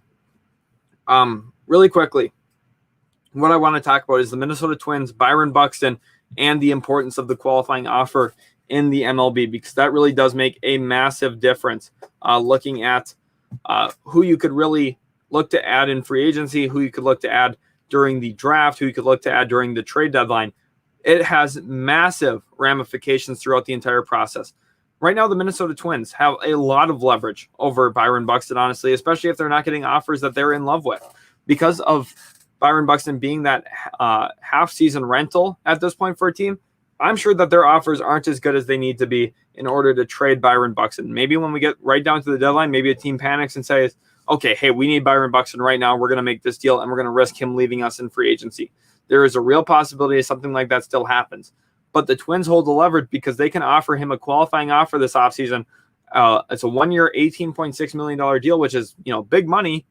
But at the same time, probably not as much money as Byron Buxton's going to make per season with another team in open free agency. So what that does is it makes him a qualified restricted free agent. And then any team that would like to sign him, assuming they don't have a top 10 pick, would forfeit their first-round pick to the Minnesota Twins in that deal to sign Byron Buxton. So essentially they're trading their first-round pick for rights to Byron Buxton. And then that way it's a really nice insurance policy for the Twins. Now, if it's a team with a top 10 pick, for example, a team like the Baltimore Orioles per se, not that that's going to happen, but them just off the top of my head, they would not actually give up their first-round pick. They would give up their second-round pick. So it'd be like pick 38, pick 40, somewhere in there. So you're looking at the Twins at worst-case scenario, grabbing at least like the 39th pick in the draft. in a fake trade essentially for Byron Buxton if he chose to leave in free agency. And then there's still always the chance that, hey, on top of the qualifying offer, you can give him a real offer saying, hey, we'd love to have you back at 5 years, $100 million, or 4 years, $85 million, something like that, where he's getting $21 million a year, a little bit more than the qualifying offer. And it's possible he just returns to Minnesota, but worst case, they would get at least a first round or high second round pick for Byron Buxton. And that's the case with a lot of these teams. B. Dan says he subscribed. That's awesome. Glad to see it. Touring says, any controllable center fielders out there with trade rumors? That is a great question. Let's try and find some of the top center fielders out there on the trade market. Starling Marte was one of the bigger ones. He wasn't, he's not controllable. He's going to be a free agent, but they're very likely going to be able to work out a deal there. That was a massive trade for the Miami Marlins, by the way. Athletics have been very, very busy this deadline trying to bring in talent. So let's go ahead and look at center field trade targets in the MLB. There's a few really good ones out there. And I think the Yankees are a team that's going to be looking at quite a few of them, of course. So you're looking at Adam Frazier was one of the examples. Of course, he's an infielder, but has that versatility. Ketel Marte is someone who maybe from the Diamondbacks you could make a deal for. He shows a lot of versatility. He signed through 2022 with club options for 2023 and 2024. He could be a nice option. Brian Reynolds could be on the trade block. He's arbitration eligible for 4 years, so he won't be super cheap to acquire via trade because, when the Pirates have good team control on a guy like Brian Reynolds, that makes sense. Starling Marte already got traded. Michael Taylor from the Kansas City Royals signed a 1 year, $1.75 million deal last offseason and could be a cheap alternative, honestly, if they find a way to make a deal there for him. Very interesting. I think the Yankees are going to be one of the teams to watch, honestly, for controllable center fielders. That's a great question there, though, Touring. Hopefully I was able to help answer that quite a bit. Let's take a look at some of the other top trade candidates out there right now. Scherzer off the board. Kris Bryant still available from the Cubs. He's not controllable, but he's someone who brings real versatility. Can play either of the hot corner positions, third or first. Nice corner infielder. Also can play out into the outfield. Craig Kimbrell, no longer on the market. Starling Marte, not on the market. John Gray, the starting pitcher from the Rockies, 1 year deal left on his contract. He is still on the market. Michael Pineda, the Twins could sell him. Trevor Story, one of the top guys as well. He is going to be very, very expensive to get because, like I said about Byron Buxton, if they slap the qualifying offer on him and he leaves, they get a compensatory pick back in that trade. So there's a really big upside there for a team like the Rockies. Hey, we don't have to trade Story unless we get something we're really blown away with. Tyler Anderson, of course, he got dealt.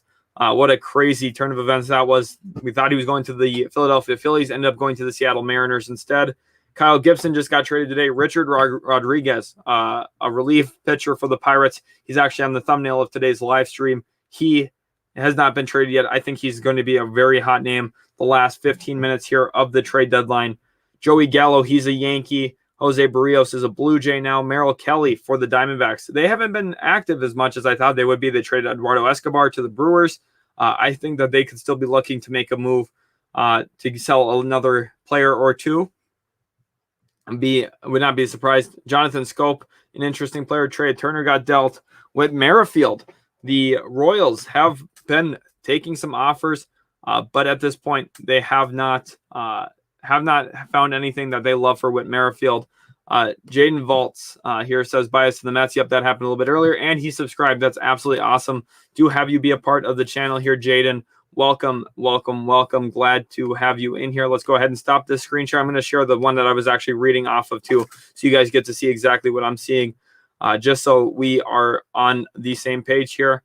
Let's go ahead here. Then you guys should be able to see this. Zach Davies here. CJ Cron, an interesting first baseman. Of course, the Rockies need to be making some moves, I think. I would be surprised if CJ Cron doesn't get traded today, just based off how he's playing his career. Almost ended a few years ago with the Angels. Just was really struggling. Ended up finding a place where he could kind of fill his value a little bit. And I think some American League teams should be interested in him. Astros close to acquiring Phil Maton from the Indians. So we have a news here from Ken Rosenthal. I know we had someone asking about the Astros earlier. So Astros close to receiving relief pitcher Phil Maton from the Indians. So that is a big time news to watch there. The Astros getting some more help to their bullpen. Very, very big for them there. Looking, Cesar Hernandez got moved. The Cleveland's been very, very aggressive trying to trade off some of their players. Just did so as well in that trade that I just talked about with the Houston Astros. Daniel Bard, I believe he got moved. Ian Kennedy was moved today. Ryan Tepera was moved earlier. Daniel Hudson ended up getting moved as well at this point, I already believe. Michael Givens, another name to watch. Joakim Soria. Diamondbacks, again, Yimi Garcia got moved. I think that they didn't necessarily get the most out of him as they could have. Ansel Robles, Brad Hand, two guys to watch. Brian Shaw. There's a lot of pitchers down here. Javier Baez, Anthony Rizzo, those two have been moved from the Cubs. Caleb Smith, the guy to watch, came from the Marlins. Now with the Diamondbacks, I think he's a real guy to watch. Getting traded today yet. Adam Duvall, Marlins outfielder, Jesus Aguilar. Marlins looking to be active. Traded Duvall, possibly Aguilar as well. Michael Taylor, I just mentioned a little bit ago. Josh Harrison's been dealt today. Asdrubal Cabrera, Diamondbacks. Pretty much Diamondbacks here as well. Robbie Grossman, actually, this would be a great option. He's not necessarily a center fielder touring, but he's a nice outfielder that you could probably stick into right or left field. He doesn't have that center field range as a defensive player, but he gets on base a lot. That's really his calling card. He knows how to take pitches. He knows how to draw out counts. I think there's a lot of value to having him either function as a number 2 hitter on a lineup or as a 7, 8, or 9 hitter to just kind of extend pitch count on starters, make them work deeper into ball games. That is really, really where the value is. Touring while going all in on relief. Yep, they definitely are. Astros big time move, hoping for center field pop to replace Milestra. Yep, I think that would be interesting. For sure. Stacey Baston, Phillies also get cash from Rangers. Okay, great. So Phillies getting cash in that deal as well. Okay. So Bernard says that he thinks Brad Hand went to the Blue Jays. Very possible. I missed that. I've been so entrenched in the NBA draft. Austin usually does a lot of the MLB trade stuff, honestly. So with him at work today, I've been kind of covering the MLB trade stuff a little bit more. So that's probably why I missed that Brad Hand thing. Thank you so much, Bernard, for bringing that in. I appreciate all the help. You guys have been so awesome throughout this live stream. Honestly, really, really helpful. Here, Stacey Baston says, Yankees acquire Andrew Heaney from the Angels. Okay, great. Let's go ahead. Let's stop the share here. And let's share to Twitter now. Let's go to Ken Rosenthal. Thank you, Stacey. You've been on top of it. Just as I'm talking about how much you guys have been helping. Here we have another example of that. Let's go to Ken Rosenthal. Yep, Yankees acquiring left-handed pitcher Andrew Heaney from the Angels. Very interesting. Many people thought the Angels could have been buyers coming in to this trade deadline. You look at having Mike Trout and Shohei Ohtani, two of the best players in all of baseball. Shohei Ohtani probably playing like the best player in all of baseball right now. And they're deciding to go and sell. They're giving up some of their pitching. Just looks like another lost season there with the Los Angeles Angels. Tough to see. Yankees, I like this move for them. They've gotten a lot better this trade deadline. They brought in Anthony Rizzo. They brought in Joey Gallo. And now bringing in Andrew Heaney gives you a spot starter, someone who can kind of fill in that rotation a little bit, can function as an opener if you want him to. Does a few things for you that you're looking to add into a rotation and bullpen possibly. I could see him honestly functioning in either category for the Yankees at this point. Scherzer Turner deal is done, as we talked about earlier. Let's go ahead and look up Kris Bryant again because he is the massive name to watch. Nothing specific on him yet at this point. Let's go to latest and see if there's any. Oh, okay. This is not the real passing. Again, you see me getting caught in 4K, getting tricked on. Now, this is us right now here. Vince Bernard says, watching Kris Bryant updates. When? That is us, honestly. At this point, Cubs are planning on not trading Kris Bryant per source. I don't believe that to be true. I don't recognize that source at all. Imagine Kris Bryant going to the Diamondbacks. That would be quite ironic at this point. Cubs must really hate Kris Bryant. Not me constantly refreshing Twitter and bracing for Kris Bryant trade news. Honestly, that's us right now, guys. We've been sitting here waiting for a Kris Bryant trade. Thank you all so much for being in the stream. It's been really awesome having you. We are just over 10 minutes away from the trade deadline. ending. Of course, some of those news will come in a little bit after, so I'm planning on going an extra 10, 15 minutes after the trade deadline in order to get everything sorted out with you guys. And here we kind of got a logjam. It's really slowed down the last half hour. Everything was flying today earlier. Now at this point, it does look like it's slowing down quite a bit. Maybe some other guys to watch moving forward as well. Raisel Iglesias from the Angels, now that they're selling. I could really see that around the league. Charlie Morton, if the Braves decide to move on from starting pitcher. But at this point, with them bringing in some outfielders today, I think that they're going to be more interested in keeping him.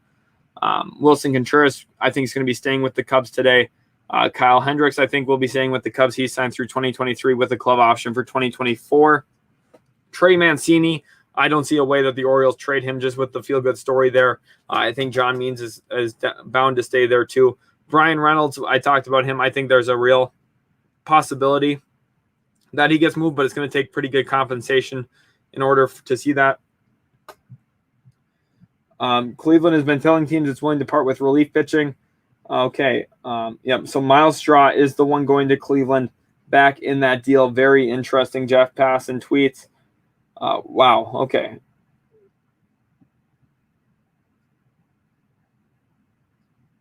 A reminder that deals just need to be official with MLB offices by the deadline. There are always a few things that are not reported publicly until after the deadline passes. Give it another 20 minutes or so. Okay. So just like we were talking about, going a little bit past the trade deadline will be really, really key for making sure we get the news out to you guys.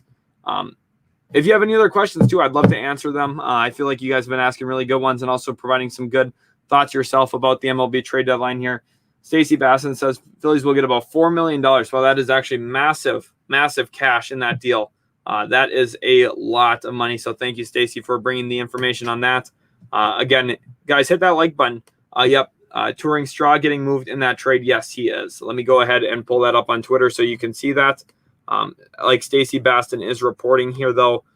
Yes, Astros trade outfielder Milestra to the Indians, which I actually really, really like this for the Indians here because you're looking at a team that needed to improve its hitting. They're so good, so good at developing pitching. But here it is key that they start bringing in some hitting, and they get one here with this deal.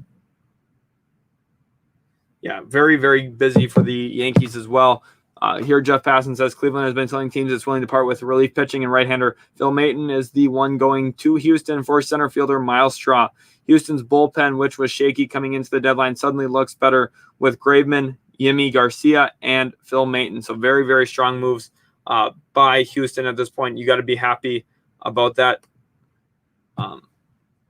Touring, yeah, he says he does have the speed. Yep. So very funny. Enough. Milestra is the one going. Duffy to Dodgers will be helpful, says Scotty Pimpin. Yes, it will be.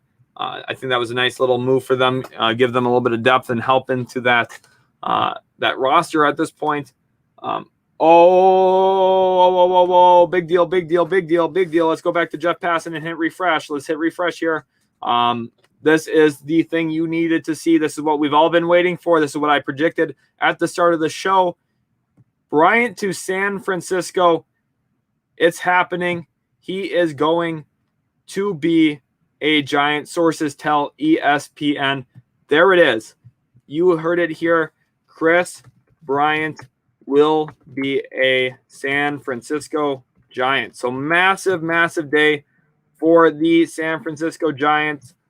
They needed to make this move, and they did it. I'm so happy to see it. They're number one in the MLB right now. They needed to make a move to continue to hold the NL West, especially after the Dodgers were so aggressive with Scherzer and Trey Turner. The Padres, you know how aggressive they've been historically. Their rotation looks incredible. They needed to make this move. They went out. They did it. This is the big move here. Middle of Nowhere says, let's go. Way to go, Giants. He is super happy to see his Giants there grabbing Kris Bryant. That's what they needed to do. Touring says, there we go. Awesome. I'm so happy that this move went down. I think the Giants were the team that needed to make the move. Now, Chase, I'm not sure if you're still in here, but as a Rays fan talking to a Rays fan, I'm sure you're not happy to be seeing this news.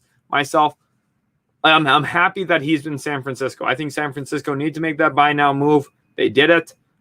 Just at the end of the day, as a Rays fan, I wanted him to be in Tampa Bay, but I just knew that wasn't going to happen. I knew he was going to be a San Francisco Giant. That's what made sense, and that's what he will be. Kris Bryant is going to the San Francisco Giants. We will see if we can find what the package was on that. So let's go ahead and hit refresh here. I'm trying to check my phone literally every second here to keep up on the information. Here it is.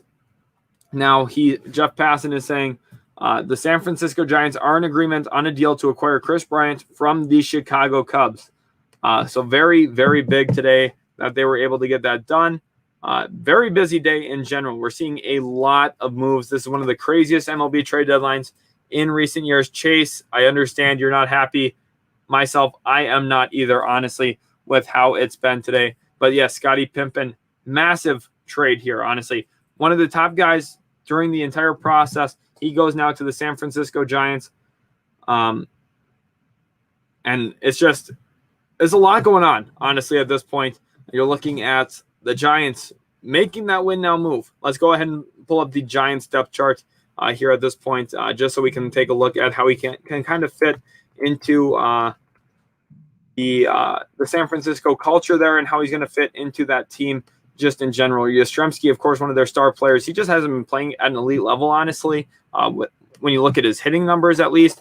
But their rotation's been insane. I believe they'll have a sub-4 ERA at this point. That's Kevin Gausman, Desclafani, Johnny Cueto, Alex Wood, Logan Webb. So that's a surprising collection of 5 to be playing so well this year, I think. Jarlin Garcia in the bullpen. I think that they could still use a bullpen arm as well. Honestly, at this point, Jake McGee, Tyler Rogers, they're 2 best ones. Kris Bryant does go to the San Francisco Giants. We're getting more tweets about that now. Buster Posey, he's really kind of turned back the clock this year. Brandon Belt, Donovan Solano, Wilmer Flores. You're looking at some of the infield there. Plenty of room for Kris Bryant to come in. He's going to be the best infielder on this team day one. Him and Brandon Crawford are really the 2-star infielders there, as well as Buster Posey being a catcher. They have Alex Dickerson out in left, Steven Duggar in center, Mike Yastrzemski in right. So you're looking at them getting Kris Bryant is a massive, massive deal. Now it's all about if we can try and find what the compensation is back for the Chicago Cubs. I talked about Joey Bart being a real possibility earlier on in the show. We'll see if I'm right about that or not. There's nothing out yet at this point on what the compensation is. But massive deal. Comes down almost to the wire. It's $257. So it's absolutely insane now at this point. Yep. Okay. So, yep. Stacey Basson bringing in the news about Cash and Heaney for 2 minor leaguers. Great. Story might go to the Yanks, says Jaden Volts. I would be surprised just based on how much money they've already committed to other guys this trade deadline. Absolutely incredible, though. Okay, there's another trade here. Jake Marisnick is headed to San Diego. So let's go ahead and pull that back up under Jeff Passan real quick. On Twitter, Jeff Passan doing such a good job. Make sure you guys give him a follow on Twitter at this point, just so you don't miss out on some of this stuff. Jake Marisnick is headed to San Diego. Jeff Passan is reporting. Aaron wants to know, what is your World Series matchup? That is a great question. At this point, I think it's the Chicago White Sox coming out of the American League, and in the National League, I have to say it's the Los Angeles Dodgers. Just looking at that team, they added Trey Turner. They were already arguably the best team in the National League. Then they add Max Scherzer and Trey Turner. That's just going to be really hard for any other team to keep up with. They've been struggling, honestly, this year. They haven't played their best baseball yet, and I think at this point, they are going to be the team to watch coming out of the National League. Enzo wants to know, when does the trade deadline end? It actually ends here in 2 minutes. Very, very interesting that it's this close. Now, there's going to be some rumors, some news coming out within about 10-15 minutes still after the trade deadline, so make sure you stick here until I end the live stream at about 4:10 Eastern time today. Stacey Basson says Brewers getting John Curtis for catcher Peyton Henry. John Heyman reports, okay, so Curtis on the move.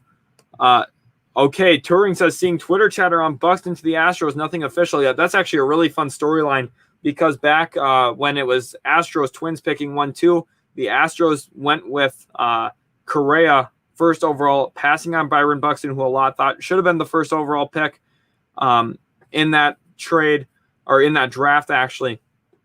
So it'd be very awesome to see Correa playing with Byron Buxton, actually. Yep, so Marlins get Peyton Henry here. Stacey Baston posts out. Again, sorry, guys. Thank you so much for dealing with that all today. Dingers all day wants to know why the Cubs trade away everybody. They're just headed for a rebuild. This team, a lot of these guys are due for free agency. And honestly, at this point, you're looking at a team that really necessarily needed to make this move. I think that they need to really sell some of these guys off and really accept a rebuild. And they got a lot of nice little farm systems for a nice little collection of players for their farm system, rather, excuse me. Enzo wants to know, so can the Giants still get Kris Bryant after the trade deadline? They actually have him right now. The deal is done with Kris Bryant. It is official right here. Agreements in place. The deal is done, Enzo. You don't have to worry. Kris Bryant is a San Francisco Giant. Now, there might be players to be named later. They can always kind of figure out some of those hiccups after. But as long as the trade call goes through with the MLB office, which it seems like it already has, Kris Bryant will be a San Francisco Giant. Yep, I know. Crazy, right? It is absolutely nuts. If you did not know that, the deal has actually been done. Kris Bryant is a San Francisco Giant. The deal is there. He is a Giant. Freddie Galvis goes back to the Phillies. That is interesting. Okay, and Ken Rosenthal with a report here. Okay, let's go back to Ken Rosenthal here. This is what I was talking about earlier, and this is what I ultimately thought was going to happen regarding Byron Buxton. There is no Buxton trade, according to Ken Rosenthal. He is staying with the Minnesota Twins. Like I talked about, the importance of the qualifying offer here. This has limited trade negotiations for Byron Buxton. Teams don't want to buy high on a rental. Twins don't want to sell him low when they could offer him the qualifying offer and get a compensatory pick back for him from free agency. Now the question turns to Trevor Story. Jesse Winker comeback season here, asking about that as well. Let's go back to Ken Rosenthal's Twitter and see if there's anything coming out with that. Just the Kris Bryant news is the latest thing. Let's go back to Passan and see if there's anything new with Jeff Passan here. A lot of crazy things. Hopefully you guys have been enjoying the live stream. If you have, make sure to hit that subscribe button. Also, leave a like. PK Sports Cards wants to know, who did the Giants trade for Bryant? That's a great question. We're trying to get that out as soon as possible. We're going to talk about this Freddie Galvis deal here in a second. Touring says, too high of a price for a Buxton rental. Exactly. That's exactly how this is all played out. That's what I talked about earlier on in the show. There's no reason for the Twins to sell him for low when they have that qualifying offer, and it makes it hard for a rental buy for a team to really figure that out. Jeff Passan here says, Freddie Galvis is returning the Phillies in a deal with the Orioles. Sources tell ESPN. So very interesting there that Freddie Galvis going back to the Phillies. Brad Miller's given them really nice bat this year, honestly. Very surprising here. Scotty Pimpin says, let me see 24 likes for Kobe Bryant, and I'll drop $24 on the Cash App. Okay, guys, you know what you got to do. Smash that like button. We have more than 24 people in here right now. It would be absolutely awesome if you guys could hit that like button and also leave a subscribe for us. We're at 8 likes right now. So it'd be awesome if you guys could go in, hit that like button for me. Let's see if we can get it to $24 so Scotty Pimpin can hit us with the $24 on the Cash App. That would be awesome. Aaron here says, who got the biggest steal at the deadline? That is a great question. Honestly, there's been so many moves. I think one of them, if we go back through and look kind of at some of the stuff that's gone on, it has to be arguably the Boston Red Sox going out and getting Kyle Schwarber. He brings elite power. They needed that into their lineup. He's been really, really a good addition for them. Another example of a guy who would be a really good steal. At this point, I think it's the Minnesota Twins trading away Jose Barrios. They got blown away with an offer from the Toronto Blue Jays. I think it's massive overpay. Austin Martin and Simeon Woods Richardson, you're looking at two of their top 10 prospects. Austin Martin, such a good young player. He's going to play shortstop, can have some functionality into the outfield as well, gives you some versatility into some of your lineups. I love it for the Minnesota Twins. They had to rebuild. They had a struggling season. They sold Jose Barrios at the right time. He's posting a 3.48 ERA right now, having a very, very good season for himself. They sold him to the right team at the right time. You got nice return back from the Toronto Blue Jays. I absolutely love that trade from the Minnesota Twins. Welcome back, Joanne. Glad to have you in here. She wants to know who the Cubs are getting for Kris Bryant. Currently, we do not have the information on that yet, but make sure you are staying put so you don't miss out on that information. We would love for you to get the news here at Utility Sports. It would be absolutely great if we could. We are at 15 likes now on the live stream. Let's see if we can get some more likes as well. That would be awesome. Scotty Pimpin wants to know, is Corey Seager done? Is Corey Seager done with the Dodgers after this year because of the Trey Turner trade? Possible. This is kind of giving them a little bit of protection if Corey Seager wants to leave. Okay, Stacy Baston here saying Blue Jays acquire Joakim Soria from the Diamondbacks. I talked about the Blue Jays needing to get a little bit more help into their rotation, and I think that, or into their bullpen rather, and that makes a lot of sense. Stacy Baston here also saying, didn't Pete Crow Armstrong go to the Cubs? Yes, he did in the trade for Javier Baez. He was part of the Javi Baez deal. Now looking at this here, we don't have the information yet for the Kris Bryant trade. However, we have it for the Javier Baez deal, but we do not have it for Kris Bryant at this point. So we'll see if we can figure out who is going back to them in this trade.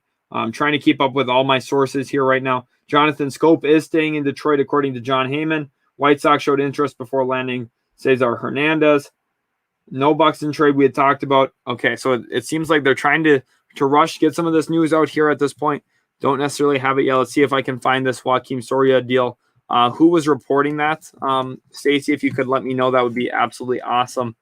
Yep. Okay, here we go. So here's the report. Blue Jays are adding Joakim Soria as Gambo reported. So that's awesome to see here because the Blue Jays adding some into their bullpen, adding some into their rotation today.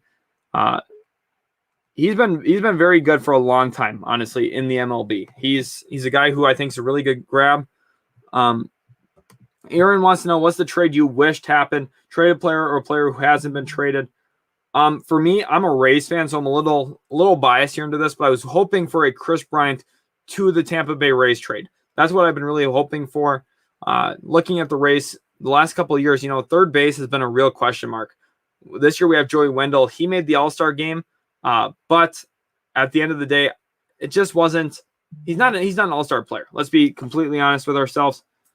Trevor Story staying with the Rockies, by the way, so I would have liked to see him get moved as well to answer this question. But Kris Bryant to the Rays, I would have loved. Joey Wendell's been playing a little bit of third base. Yandy Diaz. We also had Yoshi Sasugo before we traded him to the Dodgers earlier this year. Those three guys do not get the job done at third base. Kris Bryant would have been an elite add to the roster. Jaden Volz. There's no Story trade. Story is staying with the Colorado Rockies at this point. Touring says no Story trade is surprising. I know it sounds like it's surprising, but it actually does make a lot of sense because they have the rights to offer him the qualifying offer. Like the same thing with the Buxton situation there in Minnesota. They don't have to rush to trade him. They're going to get some asset back for him at least if he leaves in free agency. I know there's hope that they could have maximized their offer for him and figured it out. But regardless, no deal done. Story will play the rest of the year in Colorado and then enter free agency with a qualifying offer.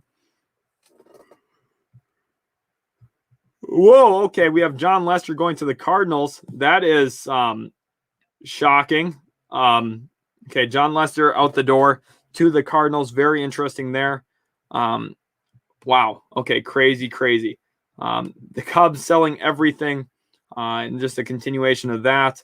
Let's see if I can find any other news. I would love to hear your guys' thoughts too. So I think that's what here Stacy was hoping for, was a Kris Bryant to the Rays trade. I would love to hear from you guys. What is the one trade you wished happened today? Like Aaron was asking, this is a phenomenal question. Glad he asked it. I would love to know, what trade do you wish happened today that did not happen? Whit Merrifield staying with the Royals, according to John Heyman. Thank you, Stacy, for putting that in there as well. A lot of these guys ended up staying put. You're looking at Whit Merrifield, Byron Buxton, also Trevor Story, three of the key players on the trade mark. So you're looking at a massive overall here for some of these teams. And, some of these guys are going to end up leaving anyway at this point. But regardless, I would love to know what the trade is you wished happened at this point.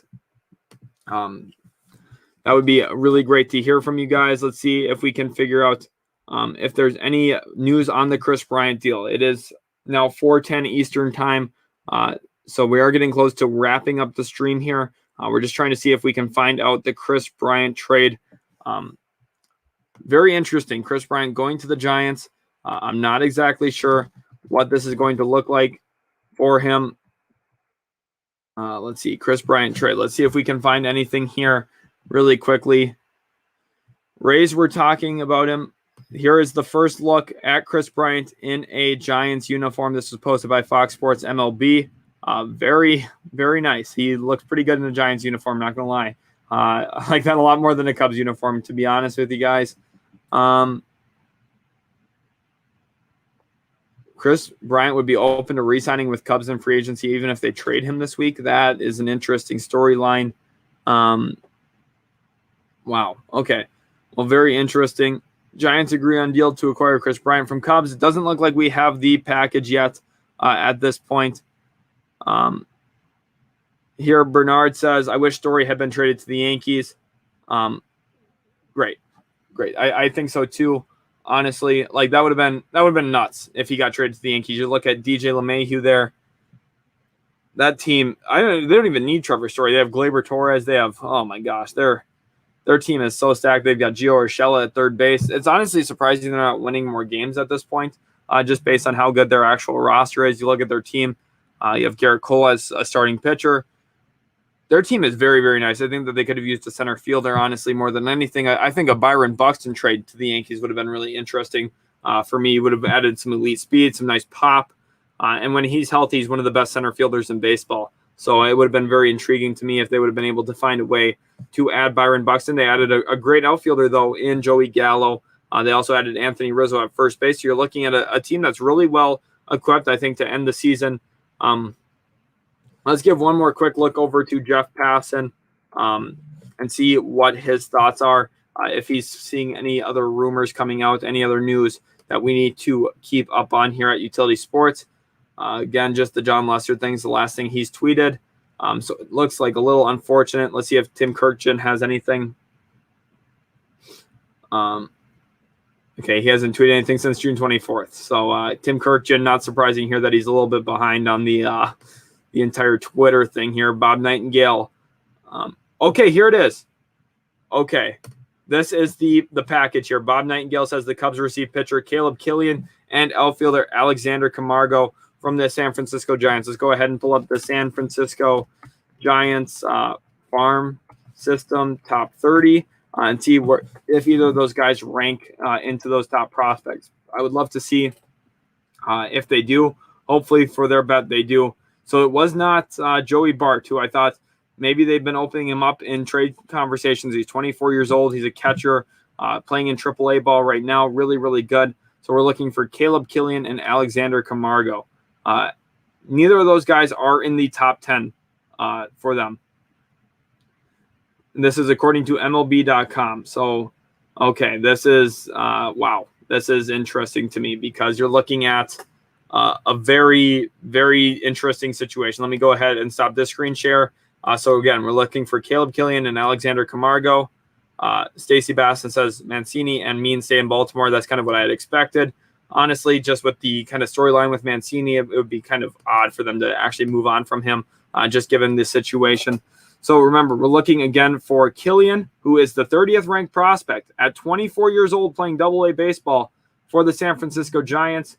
And then we're also looking for Alexander Camargo, who just simply isn't a top 30 guy. It looks like I don't see a Camargo on here.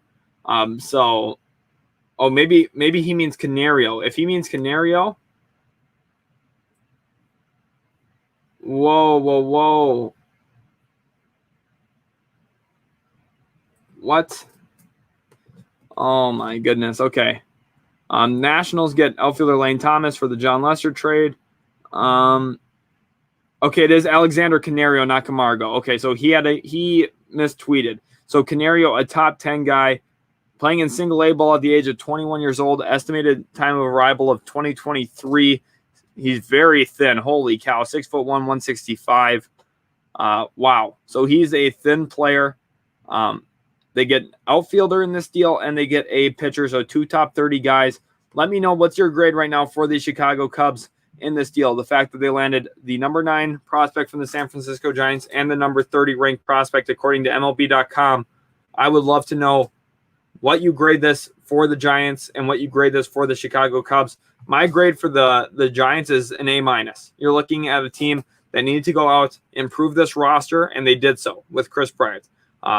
Very, very good move for them. Also, you have to look at a big-time addition just as a message standpoint. You have to look at the Giants clubhouse and say, hey, they believe in us. They want us to go out, try and win a World Series. They think we can do it. They're going to go buy right now. And that sends a really good message into your clubhouse. For the Chicago Cubs, on the other hand, I would give this a B- trade. You're getting a guy, again, I had predicted, maybe a top 10 guy, a fringe top 10. They end up getting a number 9. And then I said maybe another mid-level guy around the 20 mark. They got a 9 and a 30. So I think they could have maybe done a little bit better. But at the end of the day, not a bad deal. B-, solid grade still for them. Brady, welcome to the stream. What is up? We're only going to be going here for a couple more minutes. But I'm glad we got the deal here for the San Francisco Giants and the Chicago Cubs. I'm glad we were able to find the information on that.